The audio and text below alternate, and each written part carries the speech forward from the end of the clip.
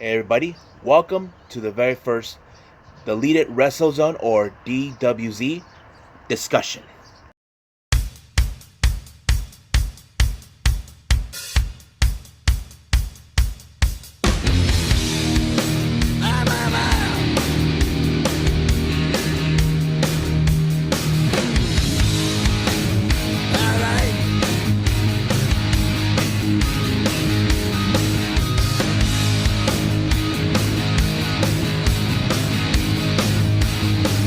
Hey everybody, this is J-Rod. My partner in crime, Nico's not here. So let me tell you what we're doing right now. So this thing we call the DWZ discussion. This is going to be the first one. This discussion never made the first episode because it was very long. So this one we're going to be talking about Jon Moxley ever since he left WWE, going now to AEW and other promotions. So enjoy this discussion. All right, let's talk about this topic, this individual who has been taking the wrestling world by storm since leaving WWE. I'm talking about Jon Moxley, formerly known as Dean Ambrose. What are your thoughts about him now? I'm really excited to see Jon Moxley be able to, formerly known as Dean Ambrose, take control of his own character, instead of being given like a script. Now that he's, because I've never seen anything that Jon Moxley's done outside of the character Dean Ambrose. Yeah, I mean, we have seen him as Dean Ambrose for who knows how long, like what, 8 years or more? I'm not 100% sure. I didn't really follow his NXT. Yeah. I mean, I know he did some great work with WWE, but I know that he has some issues. But creative control.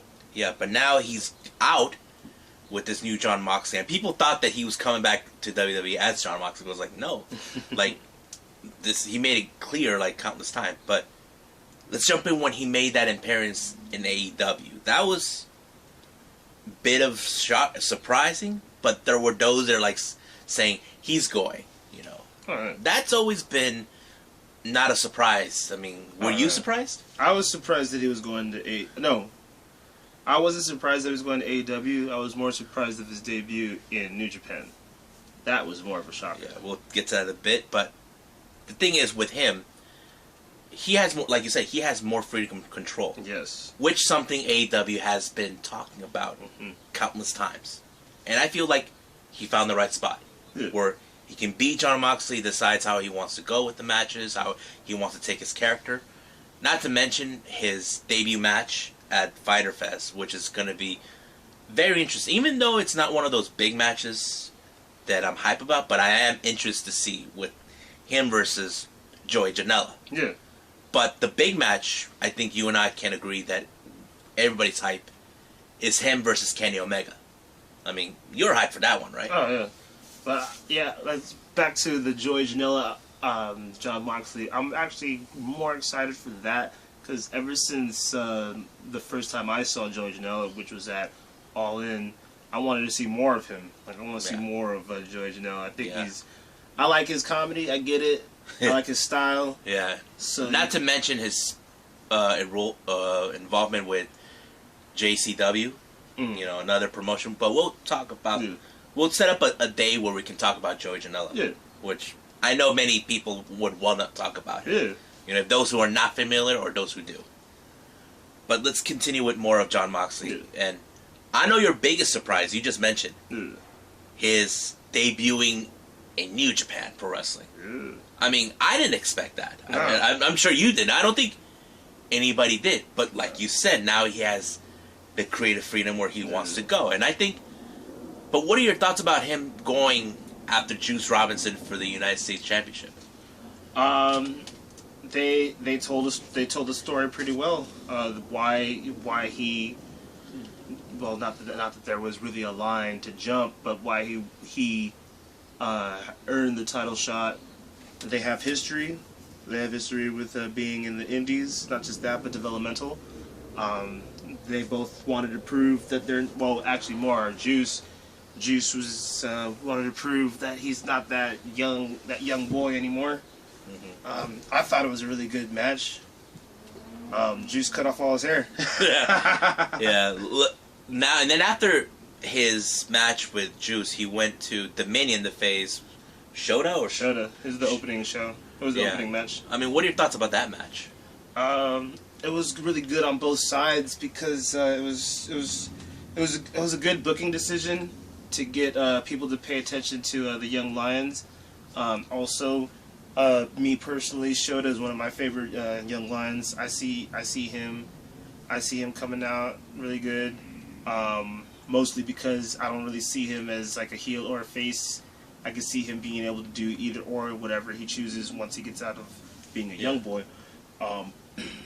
Short, he folded him up pretty fast, but it was still fun to watch. Yeah, not to mention, like we talked already in the New Japan topic, he made it clear that he wants to participate in the G1. Like, you think this is a good thing for him for his career to be part of the G1? Oh, most definitely. I mean, I have to say, like, him being in New Japan, it's a great thing for him, you know? Oh, yeah. Because I know people in Japan are aware who he was with his previous name. But I think people are excited to see him more, you know? So, and there's that. And also they just made this announcement, and I'm sure you probably are bummed out about it. New Japan is holding their G1, their first day of the G1 Climax in Dallas, Texas, next month. But there's an issue that was addressed. It turns out Jon Moxley cannot participate in the G1 on U.S. soil. And this was coming, saying it was AEW who made that call. But there are those are saying it was New Japan's call. Now, let's talk about this a little bit. What's the scenario? With AEW, it's more like they want to showcase their brand in the U.S. Audience. Because they felt like they got exclusive rights. You know, and there's people from other wrestling podcasts and they're saying that maybe they were just protecting their interests. Yeah. I mean, you would agree with that, right? Oh, I would go with that because, well, think about it. Whatever it is that Moxley's contract is with being able to be in AEW and then New Japan at the same time, there has to be some sort of, like, you know, an agreement, like where to appear, where not to appear. Yeah, and then there's the other part with New Japan where they say that they may not want to overshadow him with the other part of the tournament, you know, with the G1. Because I know we all know, those who live here in the United States, we all know who he is. Yeah. We all know what he's about. Yeah. And are we going to pay attention to the other matches while he's there? I mean, not really. I mean, I know that New Japan has this way of trying not to overshadow one match to the other. Yeah. I mean, there's no secret about that if you follow them. Yeah, if you follow it, everyone gets their moment.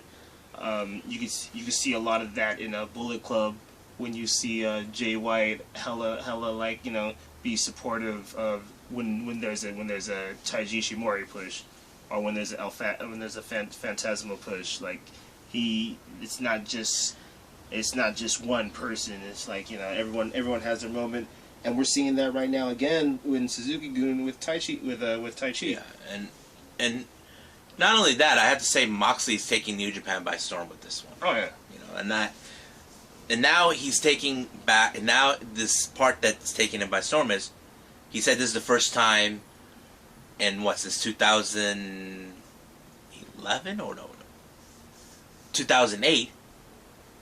He returns to the Indies, you know. He actually made an appearance at Northeast Wrestling, you know, facing Darby Allin. And who's Darby Allin?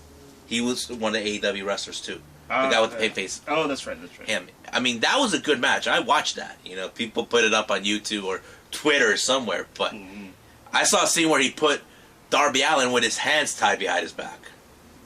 But I think what I liked about it is the ending of that match where he called Darby Allin the future of pro wrestling. You know? Ooh. I feel like Moxley's saying, yes, I succeeded in the wrestling world. But I see new talent that's coming out every day that I feel that they can take the wrestling world by storm. And I think I like that out of him. Maybe because, yes, we've seen him, what he's accomplished in WWE, and now he's doing it again as Jon Moxley. Yes. You know, and I feel like he's that kind of guy who wants to give back to the wrestling world. You know, especially the younger generation. Oh, yeah. And then the following night, he made another appearance, but this time against a former WWE star, Big Cass XL. If you guys don't know him, he was known as Big Cass in WWE. I mean, I didn't expect that. No, that was out of nowhere. But, of course, he took the victory on this one as well. You know, I mean, he said when on TMZ, when he's in the video, when he returned to the Indies, like, he felt like he was a kid again. You know, loving professional. Like, I think, is that what people say? Like, WWE was a prison for him. You know? And now that he's doing this, he felt like he's free to do what he wants. I mean, I don't blame him for what he was feeling. Yeah. But I can see now he's happy where he's going, where now he's in AEW and he's in New Japan and now returning to the Indies. Like, he can do whatever he wants.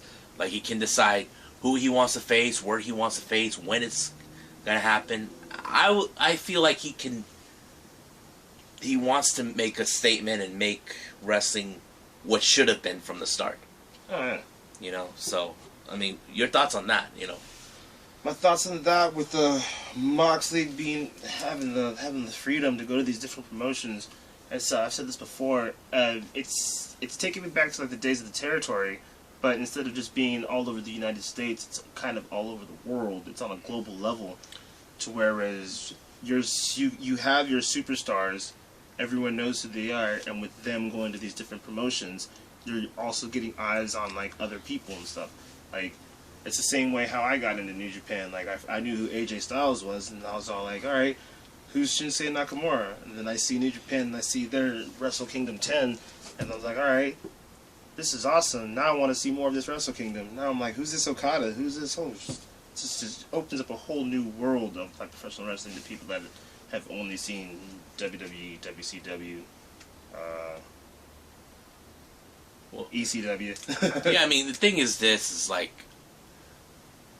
Moxley's now living proof. You can go anywhere you want. Yeah.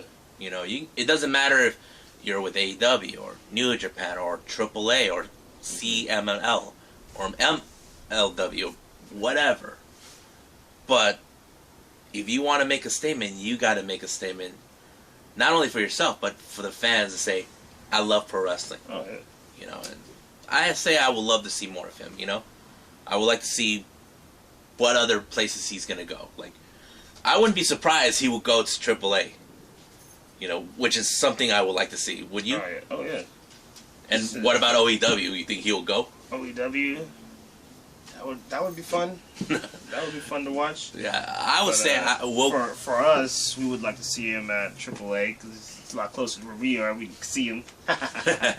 So I would say let's keep track on Moxley, what he's doing, and hopefully he keeps us surprised. Oh, yeah. All right.